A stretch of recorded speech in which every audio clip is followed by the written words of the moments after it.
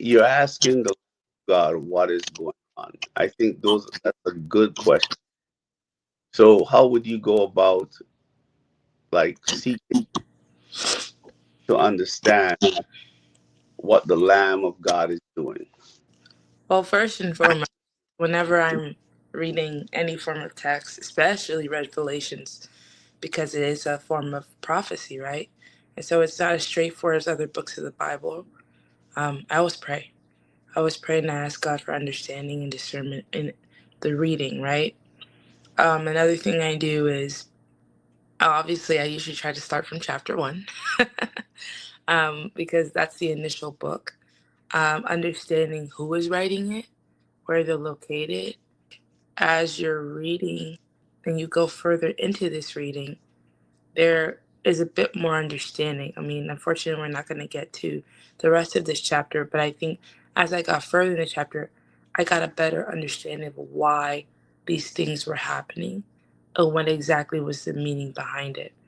Also, for those that have read Revelations, I encourage those to go back to Daniel, right? I think Daniel, and even during the time of Jesus Christ speaking to his disciples before his crucifixion, he mentions this time of trouble. He mentions a situation in which there's much pestilence, much darkness. I think there's, I not can off the top of my head know the specific chapter. Matthew 24. Thank you. So, I I have this predisposed, or not predisposed, but this understanding prior to reading this, that even though I'm a bit unsure, I know that there's other books or chapters or areas within the Bible where I can extrapolate from for deeper understanding. So I would encourage anyone that is going to read Revelations to try to have like a Strong's Concordance or a concordance of some form that can help link some of those gaps or questions that you might have. I think it's very helpful if you read Revelations. When I first read Revelations when I was younger, I had the privilege of having a pastor kind of do it with us. And we read Daniel first. We read Nebuchadnezzar's dream. And we got to understand that because honestly, that is kind of like your first, in my opinion, the kind of one of those initial times where we get to kind of see the future or prophecy unfolding or the mentioning of it, right? And then you kind of see it again mentioned in Jesus's life. So if you get sometimes those earlier books within the Bible prior to getting to Revelations, which is your last, it can bring a bit more understanding. But I mean, I still would encourage anyone to read Revelations first. I would say start from the first chapter. I think just reading the seven seals, having no other understanding of the Bible or anything else that's going on, it could be a bit of a confusing and daunting read. Um, but that would be my 2 cents on the matter. I think there's a purpose for what the Alpha and Omega is doing, what the Lamb is doing, and they're not without warning, and they're not without provide information. Go back to your thought on the black horse with the scales. That was one of those parts that I did find quite interesting, right? Do not harm the oil and the wine. I think, in a sense, I'll be honest, I'm not entirely sure in that regard, but I can only think in the sense of when I think of like oil and wine in today's age, like those are very expensive or very considered finer goods, right? When you think of oil and its use and its need in some situations, and like wine, those are two things that might be something of great expense at that point in time. If we're here selling barley and wheat for expensive prices, oil and wine will be probably seen as something that got higher value, one in which the average person could probably not afford to be sold to. It might be something that people might, I don't know, this is straight, I would love your insight. It might be something that people would rather maybe steal or take. I share your your observation with the third horseman that has the black horse and the skill. We know that balance is normally in bartering. This can bring about a lack, right? Yeah. Of product. Because if you oversell, then there's no more whatever to sell. That means there's scarcity. I think because for me, the term "do not harm" the oil and wine is the term to harm, right? To harm is to destroy in my head, or to ruin, or to harm is to is just a form of hurt in my head. Like, in the medical field, or we say do no harm. That's an oath that we take when we begin, right? Above all, do no harm. Respect a patient's autonomy, right? So harm for us has to do with doing something that could potentially worsen or injure someone or negatively impact them, right? Mm, So when I think do not harm the oil and wine, for me, when I hear harm is a form of, maybe this because they're inanimate objects, is something which is deemed damaged or ruined, or they're saying to handle it with care.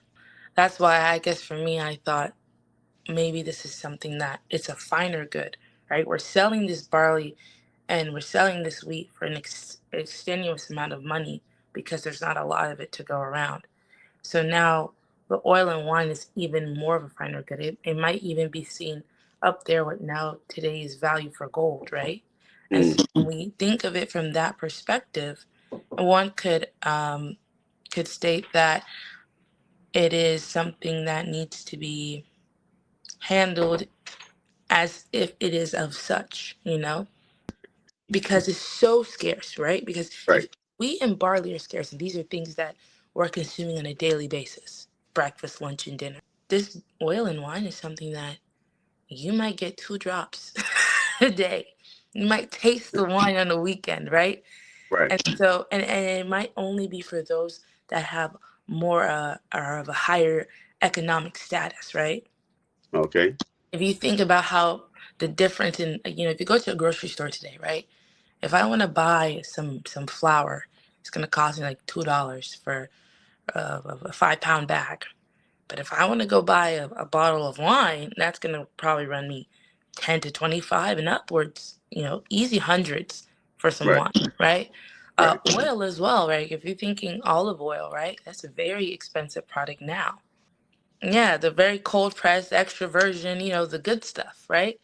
The finer the quality, the more expensive. Either way, the finest quality of wheat and barley will never equate to that of a wine or an oil.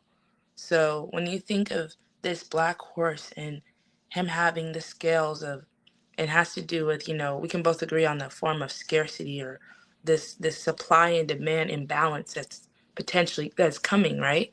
Right. And if we get to a point where our basic provisions, barley, wheat, rye, or grains, is now an this exuberant price, right? Mm, What is to say for things that are already of finer quality? You know, mm, what is to say of things that are already something that one cannot afford on a daily basis? Or to use too much of it on a daily basis. some You know, countries more than others have definitely. experienced lack and scarcity due to conquer or due to some form of warfare has created scarcity. Or greed. I would say the United States of America is very much a capitalist society. It's Right. they make money off of the demand of consumers, right? Right. There may be an abundance, but they still don't treat it as such.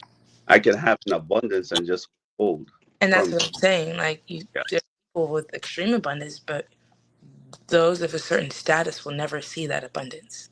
They will always have it as a scarcity. They'll always see it as a lack. Correct. They Correct. would be affected by the said black horse. Versus, I find that, in regards to your persons with famine, right, or that experience great famine, those, I may think the fourth horse comes in a bigger role. in that regard. The pestilence, to kill with the sword with famine, pestilence, and by wild beasts of the earth. And you think of it in that sense. Friends, thank you for joining us. Lily, thank you for joining us. It's Thank been an honor. I've been looking forward to this discussion. My recommendation is, as like I said before, definitely pray before you read. I would encourage those that do read Revelations and you're a new believer, um, you know, try to read it with someone that has read it before, like a meeting together and doing it as a Bible study. That's how I first read Revelations, and I think that is one of the best ways to read it. So you're able to read it for yourself and have your understanding, and then discuss it, kind of like what we did today. And I think that allows persons to have a deeper understanding, as well as understand the different perspectives. And it can also clear up some of the confusion that can be easily found in reading this text, because it is not an easy read compared to other books that we have in the Bible. So that would be my advice to new believers. But do not fear this book. Definitely take the time to read it, because it does bring much awareness to what is happening in today's world. And for some, it could bring a sense of comfort, that this is not just random what's going on in this world today, that this has been stuff that's been prophesied centuries ago. Well, with that, thank you for joining Daniel Signalman. Bye.